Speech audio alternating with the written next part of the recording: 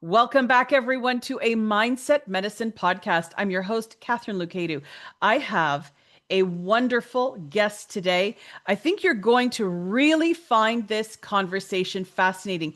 He has met some phenomenal people in his life while he was writing his book. But let me give you a little bit of background. So, he is a global impact leader who has spent decades sitting with icons like Malala, the Dalai Lama, and President Clinton wrote the foreword to his book. Mother Teresa, I believe you had insight from. And I believe it was to learn how everyday people can make an impact, how purpose is one of the driving factors in our life, and how we can take action on all of these. Welcome, Neil Ghosh, to Mindset Medicine. And if I have left anything out, or if you'd like to clarify anything in that introduction, I would love for you to do so. Well, thank you. Thank you. I'm glad to be here. One small correction. The foreword of the book was written by His Holiness Dalai Lama, but President Clinton, of course, gave a strong endorsement, but the foreword was written by His Holiness. So, no, excellent. Thank you. I'm very glad to be here. Well, we're going to talk about the three pillars of your book. And I would love, actually, why don't you start? I think that we don't understand enough about what drives a person to write the book that they do, especially as you have been on a different career path. And we're going to talk about your career path. And, you've worked across government and corporate and nonprofit sector. But what I'd love is to get into your heart and your mind and what it was that prompted you or gave you a purpose to write the book that you've written. Thank you for asking that, actually. That's a great way to start this conversation. Catherine, I never thought about writing a book, to be very honest. This is not was part of my agenda. So any conversation I had with people, I was not thinking one day I'm going to write a book. So just for full transparency on that. But you asked a very valid question, and I will do my best to answer it. I believe part of the motivation was my childhood, because when I grew up in Calcutta, India, I have a very distinct memory of observing how very small action, but deliberate action, conscious action can create huge impact on somebody else's life. And it stuck with me. The memory is very vivid. I remember that. Walk us through one of the memories that has been lasting in your mind through these years. I can give you a couple of them. I remember how I always talk about my mother in the book also. I saw her as a 24-hour empathy machine. She was just churning out empathy without worrying about who is receiving it or judging who the receiving party was. And that really made an impact. I'll give you an example. During there was a war, there was a refugee crisis in India coming from Bangladesh that time. There was a war going on. I remember a lot of people would come to the third floor where we lived in an apartment. We never owned a home. And I always wonder why they come to the third floor instead of the first floor and the second floor. And one day, one of the lady who used to come for food smiled and said, "The word is out. Nobody was ever refused from this place." So the word was out there that you can never get a rejection from this particular place. So we had constant people coming in. So this is inside the home. But Catherine, I've seen outside. I worked as a young boy also, I worked in slums in Calcutta. I've seen people who are just really ordinary people going out of the way to helping another little girl to teach them in the evening, because there was no, for this girl, he couldn't afford a school.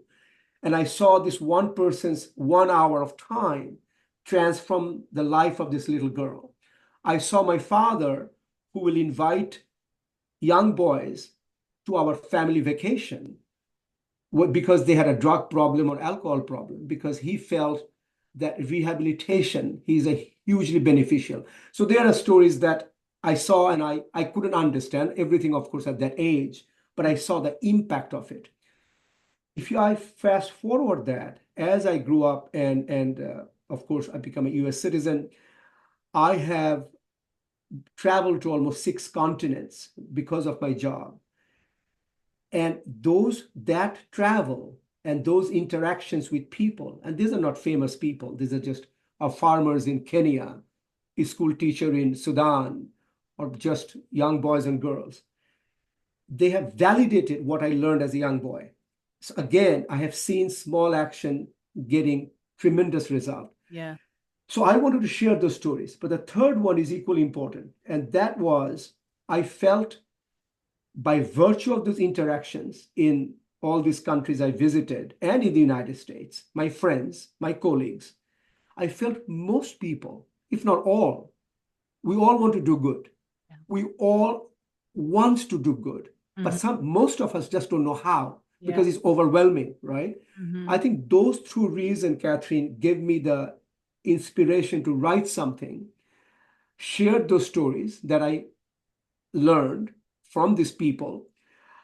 And I felt by sharing the stories, hopefully the stories will sparks more good in everybody. Mm.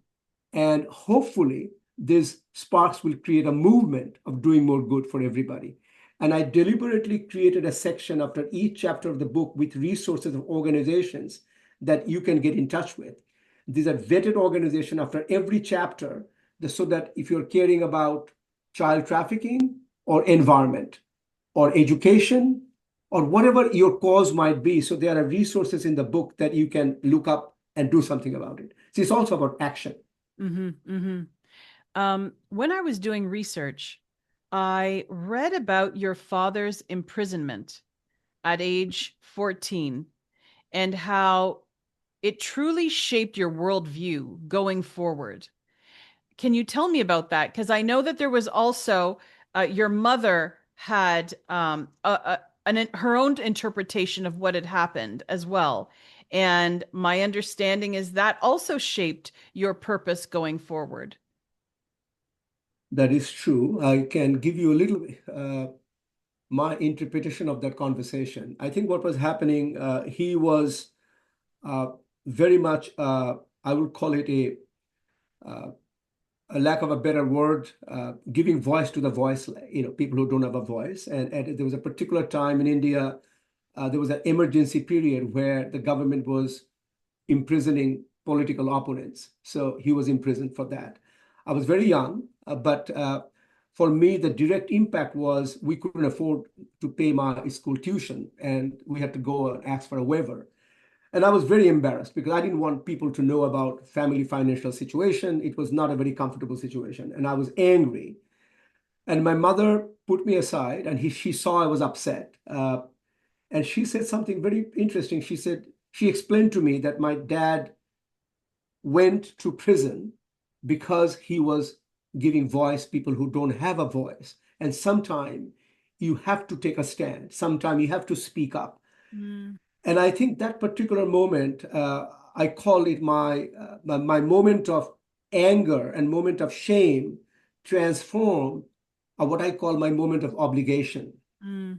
And to the point, I started a club called Calcutta Youth Club, I think a year after that conversation with my mother, where we started, I kind of felt an obligation to do something for Right. people who don't have a voice. I Mm. was very young, so I don't think I understood the whole depth of it, but understood enough that we all have a purpose, and it doesn't have to be an older generation. We all can have a purpose, whatever that might be. Hmm. Fascinating. And of course, that would leave an impact on you, but would also dictate your actions going forward in life. Having done something like that at the age of 14, 15, regardless, during your teenage years, when so many teenagers aren't thinking that way, it's almost like a gift that you were given to understand that when we can give a voice to the voiceless, that in itself is a purpose.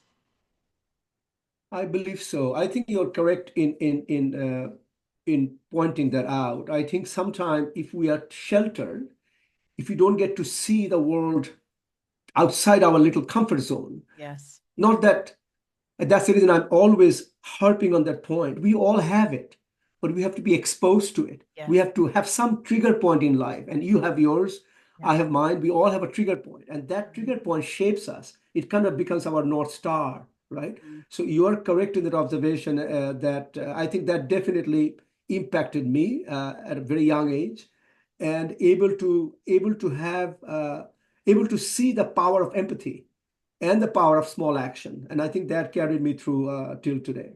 Yes.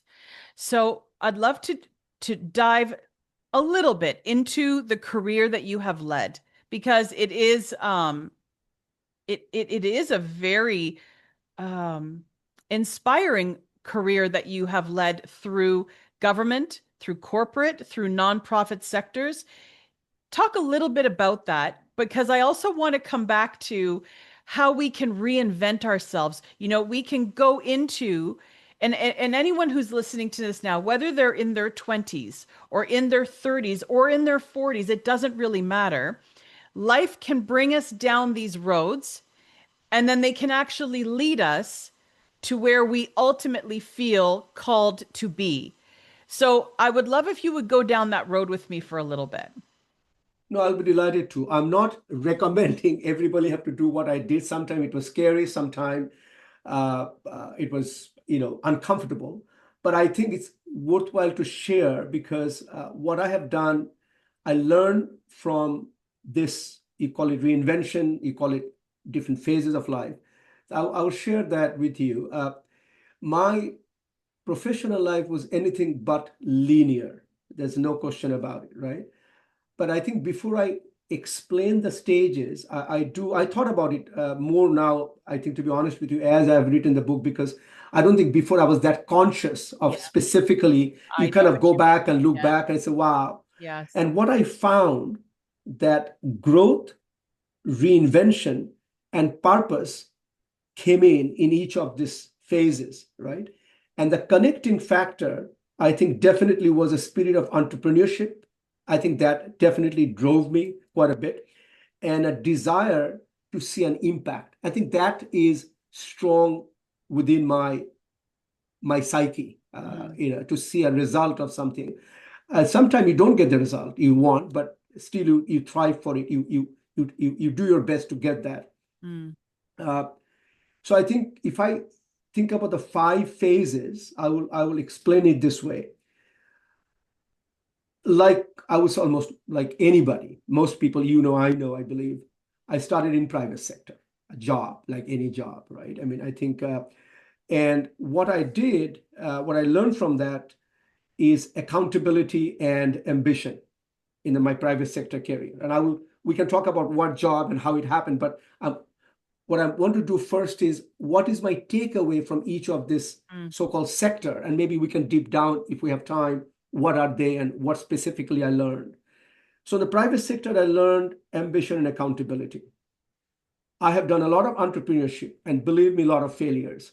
So, what I have in my early life and even today, I learned the importance of taking risk early, and I learned about resilience because if I was given up on the first failure, I can guarantee you the company I have now or any other things I have done will never happen.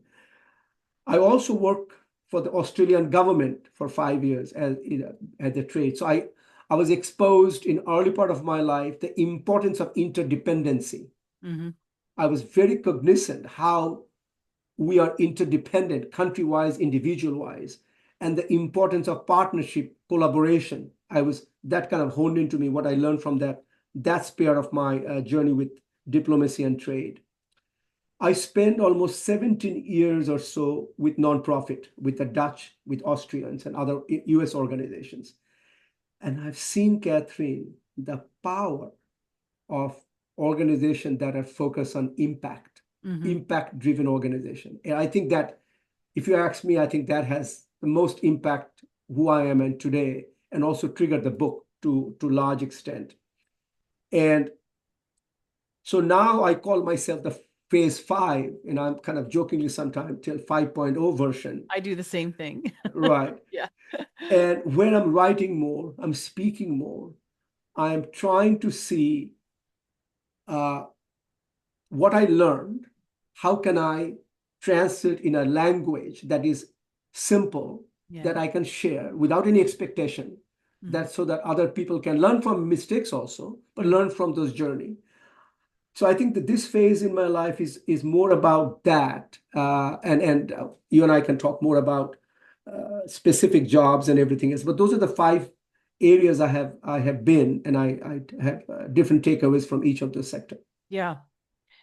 And I think that that is what brings us along is the experience that we gain along the way and the insight, right? We learn what we don't like, we learn what we do, we learn what aligns with our values and what doesn't. And I think that it brings us closer to our purpose as we go through life. Um, at any time while you were doing these jobs, as you're going down this road now, did you ever struggle with identity? You started at such a young age knowing that you wanted to create some type of impact, even if it was in your town. And then you have these jobs. At any time while you're shifting roles, changing spaces, changing companies, did you ever struggle with, is this who I am? Does this align with what I'm doing? Or did that not cross your mind yet? I'll give you a multiple answer to this because struggle, absolutely yes. I can give you a couple of examples just to make a point so that it's very, very clear. Whenever you're trying to get to a new sector, whatever the field may be, you have serious doubt about yourself, about your skill set, about your not authenticity, but can I do it?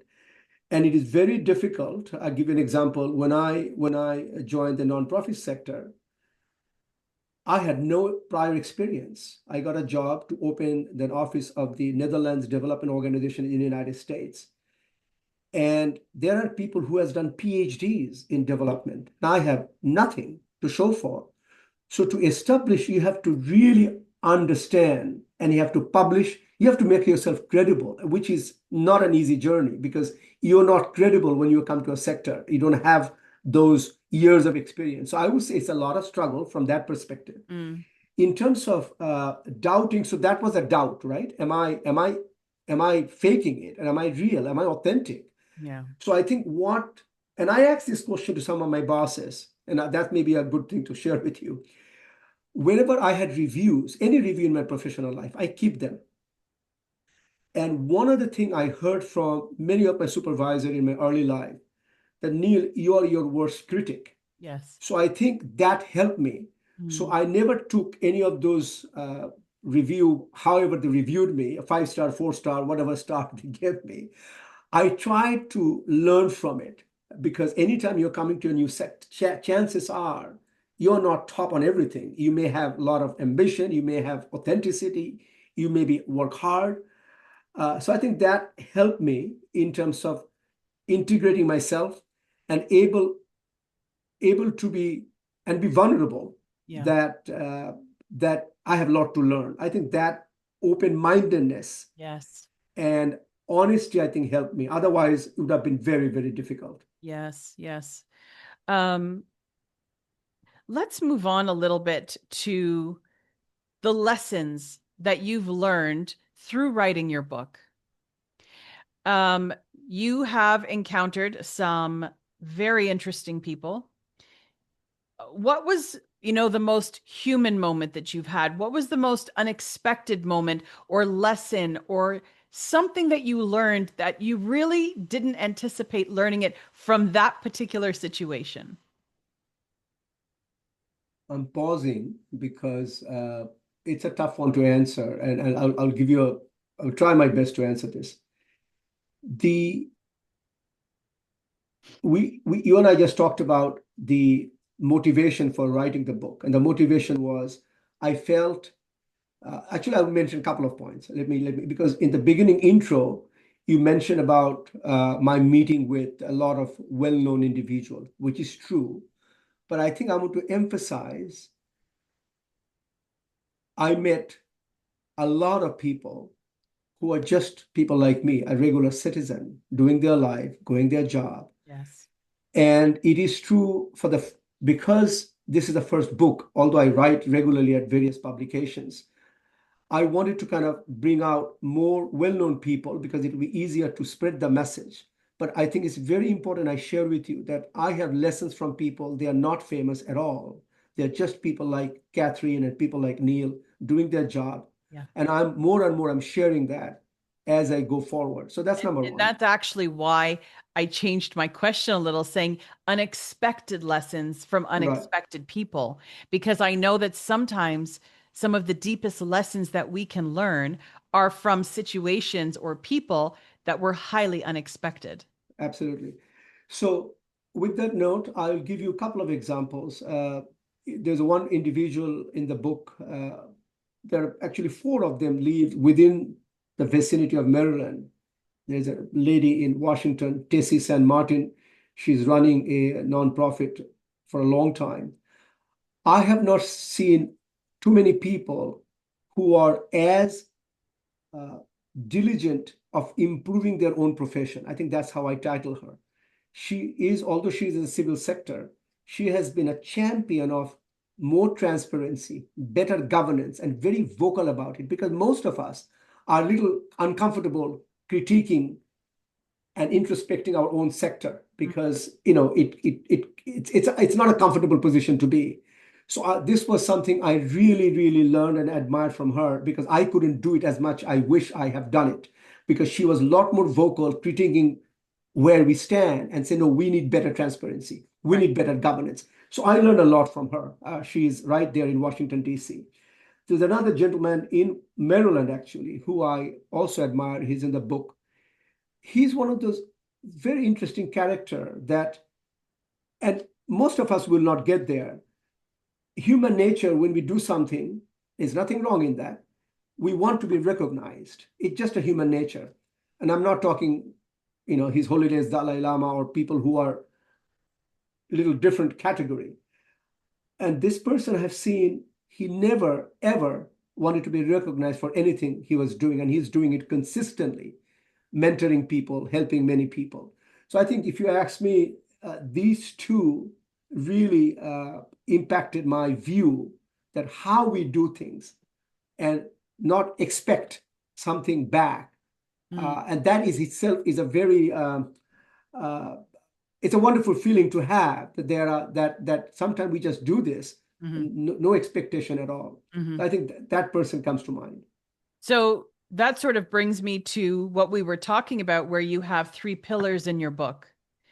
Why don't you talk about those three pillars and how they have emerged for you, in from the stories, from your experiences, and how you implement them, even yourself. Sure. I think one thing will be very interesting for both of us to talk about, and all the people listening to you.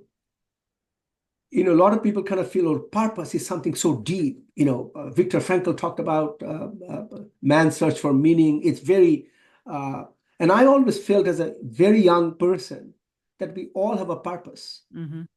The older we get, it becomes too noisy because we are surrounded by noise, from social media to all kind of noise. And if you're in that environment, it's very hard to find that inner self. Mm. So sometimes I say, purpose doesn't come screaming at you. Purpose whisper, right? So if something whisper, we have to tone down the noise so we can listen to the purpose. Hmm. So I am deliberately making a point so that I have quiet time, and everybody have a different journey. Mine is maybe a little bit, kind of a walk I do when I have more quiet time. And everybody, as I said, we have different way we find that. So I think I am I'm insisting on the fact that have a purpose-driven life is the most wonderful thing Yeah. that we can achieve. And purpose can vary from individual to individual. How we find it can vary from individual to individual. I talk about another thing which is to do with empathy. And there's another, some people will say empathy is soft. And I say empathy is strategic. Empathy is strategic because It allows us to be a better leader. It allows us to be a better manager. It allows us to be a better person. Mm-hmm. So I think, and I kind of think another thing I talk about, particularly where I'm sitting in Maryland, we are surrounded right now in a time where a lot of people feel we are going through a lot of division, disruption, and distrust. Mm-hmm.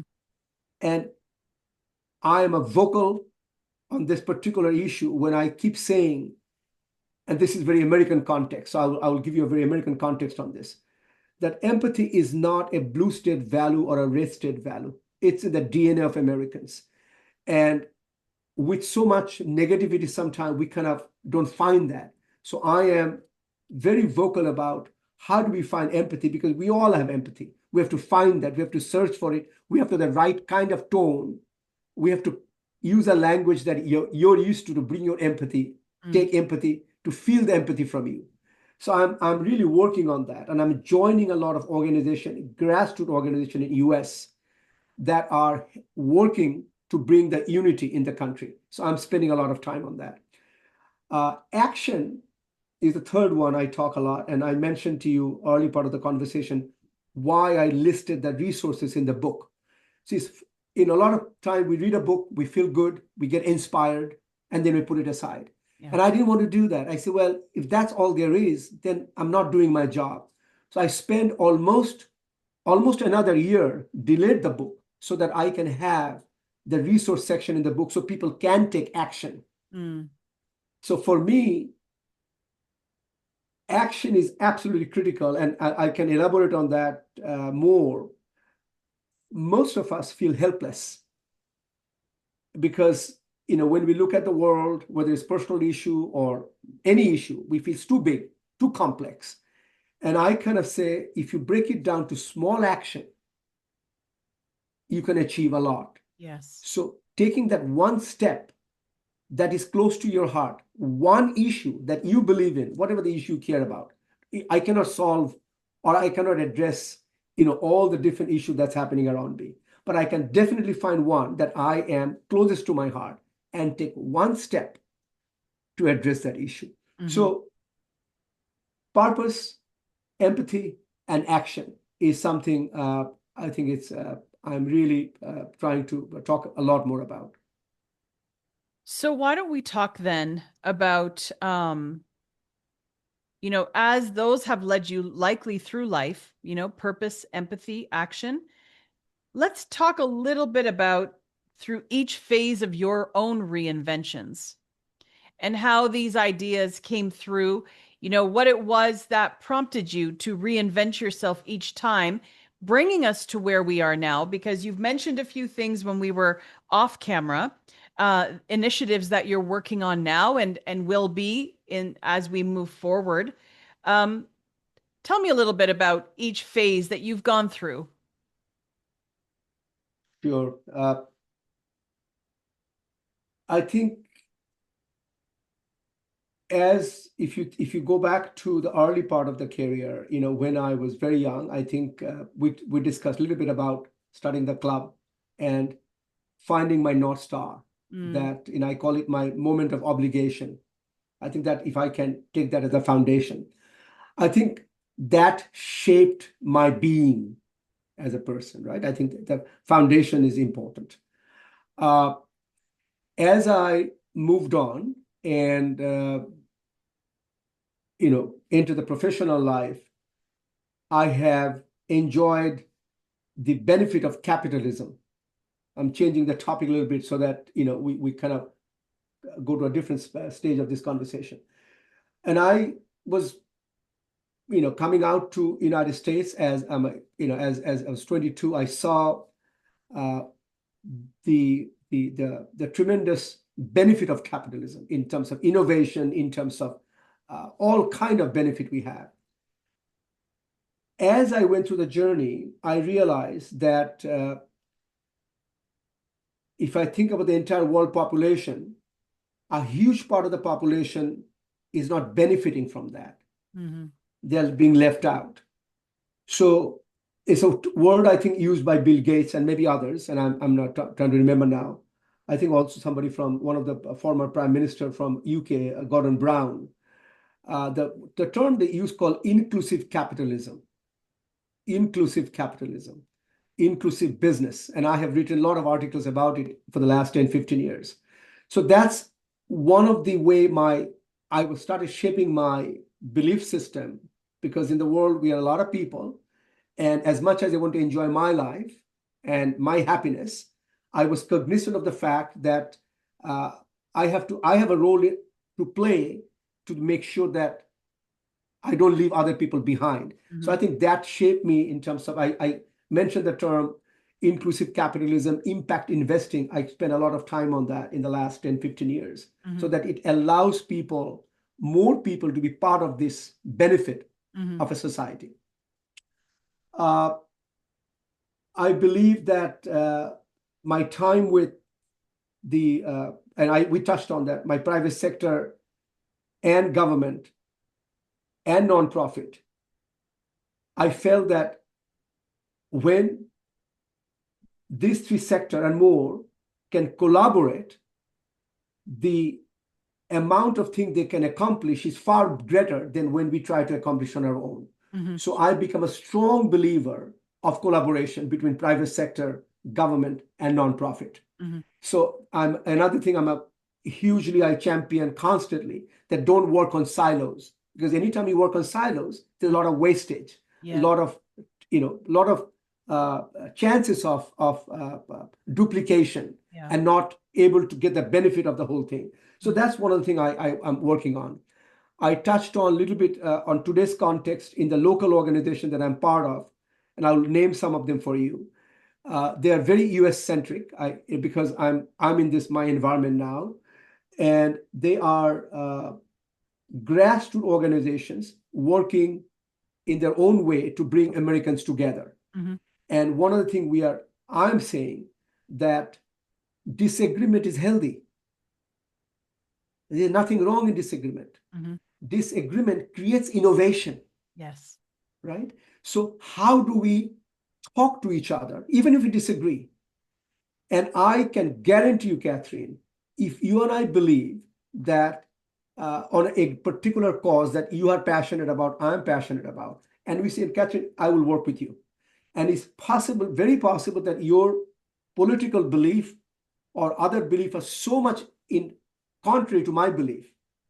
But I am a believer that once we have a common purpose, the other things kind of moves away, because then we work on a common agenda. Yes. So that is what my journey now, and I'm spending quite a bit of time to engage with this organization. They are called Listen First, Braver Angels, Us United, Stand Together, More in Common. I'm sure there are others. These are the 5 I think I found in my earlier research. I'm getting in touch with them. Some of them actually came to my book launch on June 6th and spoke at it. So I'm very grateful. So we all have to find a path, right? I cannot do everything. So this is kind of my path now, that how do I use the book and the messages in the book to do something for my community and at the grassroots level. So I'm working as hard as I can on that. It's wonderful. But I also want to ask you, if it's okay with you, because I know that your listeners knows you, but maybe it would be good for me to know, that you mentioned something about living abroad for almost 15 years or so. Yeah, 16 years. 16 years. Because as you have learned now from me, that I worked for the Dutch for 9 years, for the Austrian for 3 years, for the Australian for 5 years, US, of course, my home, my country for other time, and of course I'm from India. So it's all, it's quite an interesting journey. But I love to kind of learn from you that what shaped you, how that time you spend away from Canada shaped you as a person. I think that will also help me to understand you better. Yeah. It shaped everything about me. And I think when you decide to leave your home country at 22 and move to a country that you've never lived in, you don't know the language yet. that was one of the biggest. First of all, you grow up very quickly. You learn to become very self-responsible, and you also have to start making choices. I was young and naive, and so when I was offered a teaching job, I never even asked how much they would pay me. I just flew there 2 weeks later, and I found out that the amount that she would be paying me, which was about 150 pounds a month, which was rent was 700 pounds a month. So the 150 that she would be paying me would not cover anything. So very quickly I had to figure out, well, now how do I make up, all of that money? And I realized, well, so now, Catherine, you're going to work two jobs. And if two jobs isn't enough, which it wasn't, I then had to work three jobs. So at Wow. 22, I was starting the first teaching job at 6:30 in the morning because of the heat, the extreme heat on this Mediterranean island. Schools start at 7:15. So I would start the first job at 6:30. I would work that job till 1:30. And in the half hour I had to get a car and I had to go to the next job, which was teaching English as a second language. I would start that job at 2:30. That would go until 7:30, 8 o'clock. And at 8:30, I would do private lessons and I would teach those till 10 o'clock at night. And I did that for probably 10 years. Wow. And what that does, though, when there is no one behind you, there is no one there to say, when you're 22, you've probably had your parents telling you, you should do this and you should do that. It was me. And I had to figure out what I should do. And how does that work? What kind of life do I want to create? I really just my biggest goal was I need to eat and I need to pay rent and I don't know the language here yet. Even though my father is Greek, my mother is Irish, so we never spoke Greek at home. I didn't even learn it. So here I was. Finally, 9:30, 10 o'clock at night is when the soap operas would come on TV. This Greek soap operas were very dramatic. And I would sit there with my dictionary, and as they would say words, I would look up the words and I would keep this running list of words that they would use because I would understand context when people are speaking.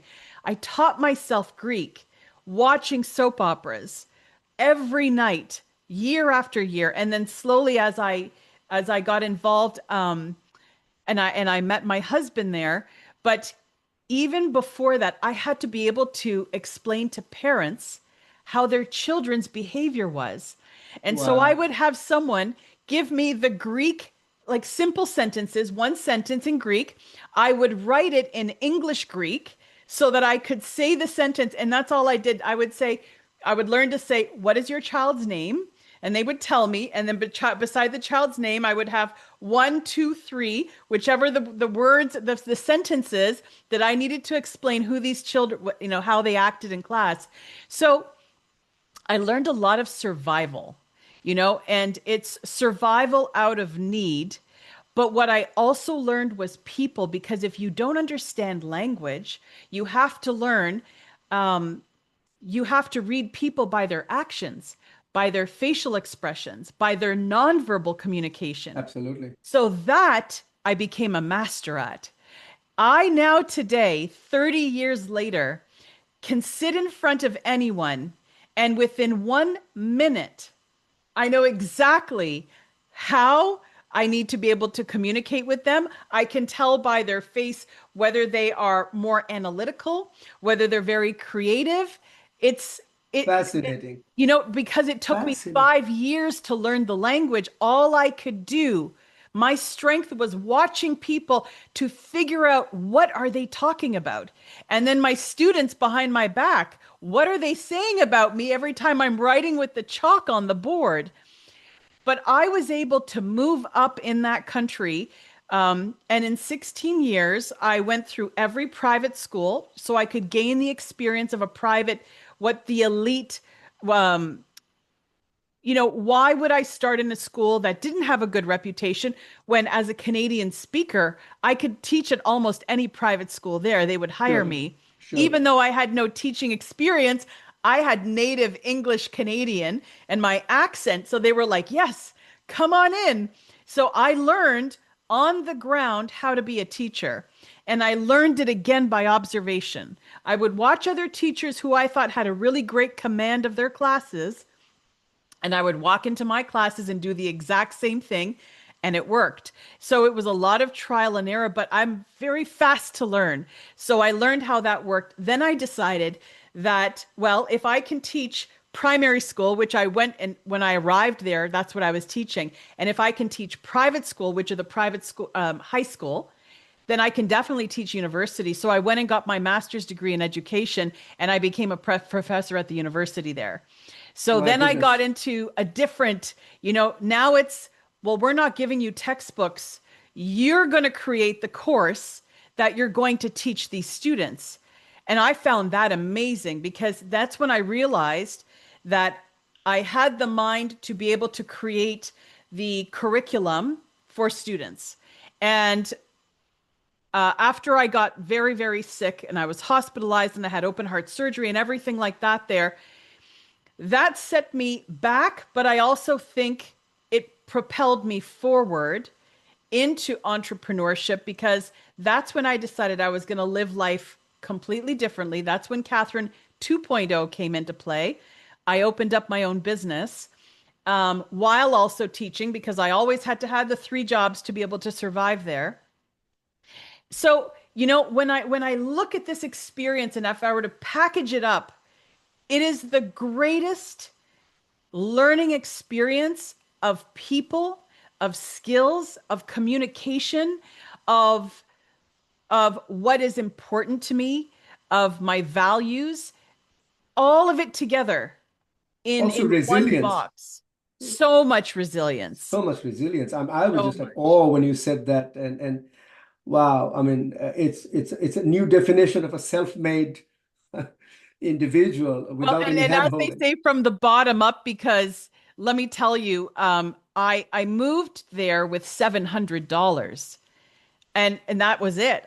What do I do with this? And it's when they used to say you work up that ladder. I mean, I literally worked up. When anyone says to me, "Oh, well, do you know how to teach people?" I'm like, "Let me tell you, I can teach you if you're 2, and I can teach you if you're 70, because I have put in so many hours." And that's what I think is also a defining factor is the amount of hours that you put into something matters because that is where that experience comes back to you. This is fascinating. I'm going to share something with you. Came to my mind. You know, you mentioned about how life taught you so many different things because, as you said, you had no choice. You have to learn them. You have to learn how to observe people. So I think that's something. Hold that thought for a moment. But what I want to mention on this particular topic, because this came to me, in this conversation, when I talk to many people, and even before the book came out, people will say, "Well, I'm too busy," which we all are, which is a fact. I mean, particularly Well, we depending are on and we're not. we're not. This I'm coming to word that. is I'm coming to that. It is true that depending on what country you're living in, the phase and the speed of life is different because I worked for the Europeans for quite some time, and it's a different feeling than when I'm in Maryland. Even within US, if you're in Tennessee and in DC, is very different. So I get that. But the point I'm trying to make is teaching, because I have specifically said to some people that if that's what your skill is, you're too busy to do anything else, mentor a child or mentor anybody, mentor somebody to learn English. That's the reason it came to me when you talked about teaching English Mm. to in the island, because this is something you find, particularly in the US, doesn't matter where you are, there are still people need to learn English, and which is really critical in a society for a variety of reasons. Uh, One more thing, maybe worth sharing with you and to your listeners, might be helpful to them. It's not in the book, but now since I am going through the journey, I am sharing because it maybe help people, and that's what it's all about. Is when you go to a conference and I have been to many conferences. I come back home and I said, what I learned is true. I mean, you go there, you meet some people, great, but then I've always had trouble in some takeaways because I invested money and time, and I'm always kind of how, and everybody have a different way of doing this. So as I'm going through this journey of the book and talking, I said, well, can I come up with a framework that will be easy for people to remember this conversation? Because so many different topics you learn and you go with it. So one of the one I'm using now, I'm calling it GEMS, GEMSS, and it helps to remember about the purpose, empathy, and action. Mm-hmm. What does gems mean? Gem is a precious stone, and I believe we are all gems in my mind. And I think so. G stands for getting involved. I'm a big believer of engaged citizenship. We cannot take citizenship lightly. It's not about just voting. You've got to be an engaged person, whatever the way you, and again, I'm not dictating what that is, but be an engaged citizen, right? E stands for empowerment, which comes to Katharine, because it's about mentoring. It's about teaching. Empower other people, not just you are not going to do everything. Empower others. So that's my E part of it. And M, you love this, Katharine, because M is, I call it micro-philanthropy. What do I mean by that? Anytime you think about philanthropy, if you ask any of my friends, oh, Bill Gates, I say, no, I'm a philanthropist. You're a philanthropist. When I go to my gas station and put 50 cents, when I take a gas, 50 cents to St. Jude, sometimes they give an option to put 50 cents or $1. The moment I do that, I become a micro-philanthropist. So it's not how much I'm giving, but I am giving. So M for me is micro-philanthropist. So GEM, and there is two S's left. And the S, this S is very important. I have seen in my life again and again, sometimes I haven't done anything at all. I just call someone. I call this S for showing up. Just to show up for somebody, the amount of impact I created in that person's life is absolutely enormous. And people have showed up for me at a time when I was very down, and some of them I mentioned in the book in the intro section. I was at a very low point in my life. When people show up for each other, that's a huge part of this pillar I talk about. And the last S is start small. Don't worry about doing gigantic thing. Start small. So anyway, I thought I would share that with you. It came to mind when you were taking me through your journey of Cyprus and teaching and growing and helping kids and learning. I thought I would share the GEMS structure with you. One story that I just remembered right now when you were talking about the environment right now in the US. And it's actually not just the US, it's multiple countries around the world where there's so much diversity of opinion and culture and so on. I remember when I got to the university level, because Cyprus is a Mediterranean island in the middle of the Middle East, the amount of students, international students that would go there, because Cyprus didn't have, they weren't required to have a very strict visa. They were allowed to come from everywhere.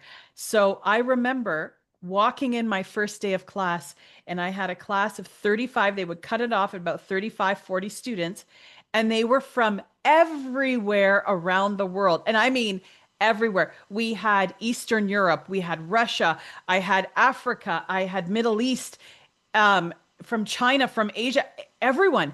And it was like I was teaching at the United Nations. But what was interesting was each of these students would bring their culture and each of their diversity in ideas of other countries, because they bring animosity with them.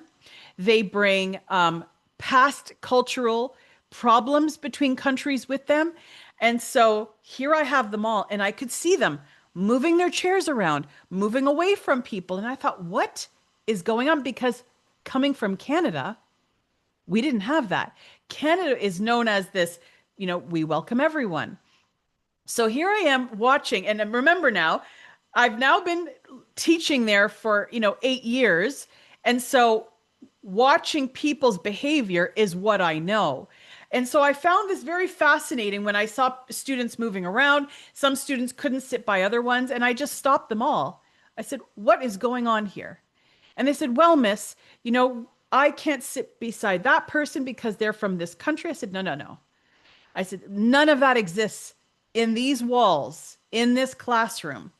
What exists are people, and people who all have an opinion, and they're here to learn.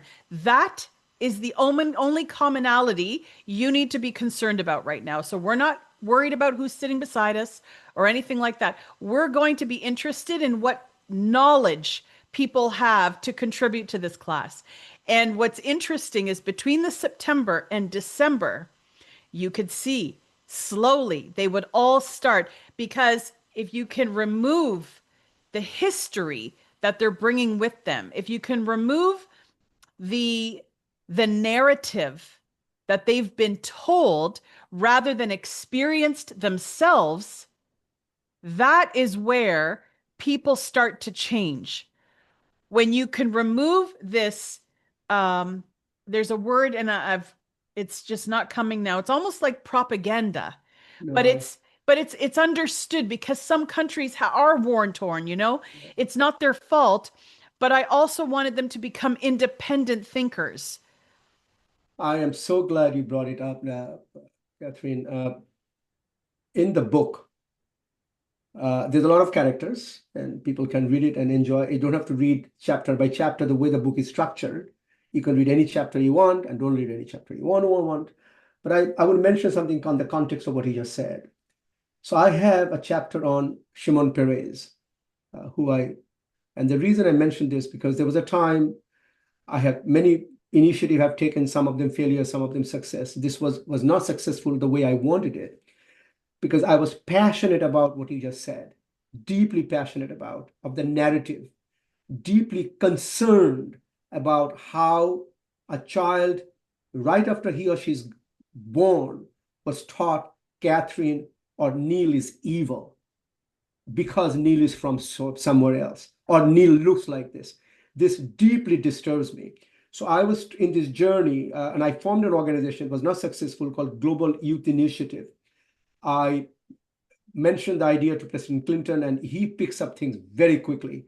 I was immediately he picked it up, what I said, and he liked it. Secretary Clinton wrote me a letter that time. This is many years ago. And Neil, I really believe in this idea.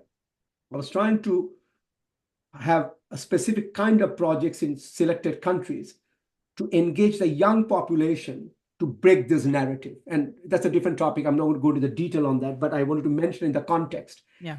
But what I did, since that didn't quite happen the way I wanted it, it required investment. But I was meeting a lot of people for this. I went to India and spent a day with the chief Muslim imam in India. I reached out to, of course, His Holiness Dalai Lama. I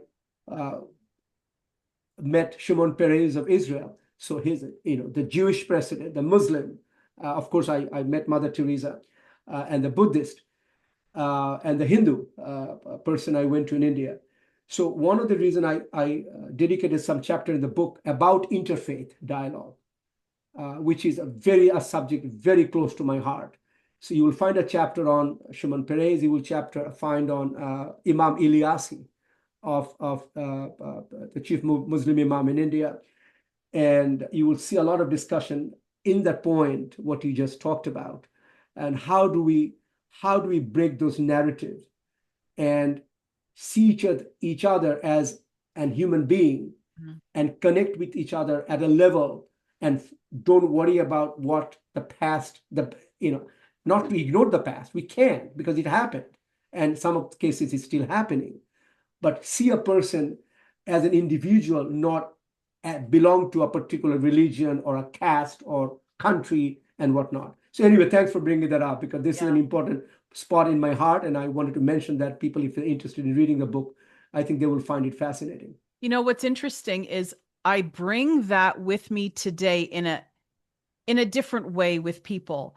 Um, what I understood from teaching very diverse students in one classroom, small classroom, was that I will likely never change their narrative, but what I can do is I can offer different perspectives that allow you to consider them and consider the fact that interesting. Okay, so I may not have been thinking about that in a 3D, in a dimensional way. And that's to me what even my purpose is today. I don't need to change your mind, but if I can offer you additional perspectives, then I'm a little closer to what I was hoping for, because my perspectives have changed because I'm willing to change them. And as you said, I am willing to listen to podcasts, meet people who have a difference of opinion from me, and rather than say, that's different than I am, I don't believe in what you're saying, what I can say is how fascinating you think that way and what brings you to those conclusions. It's more of a curiosity than a judgment.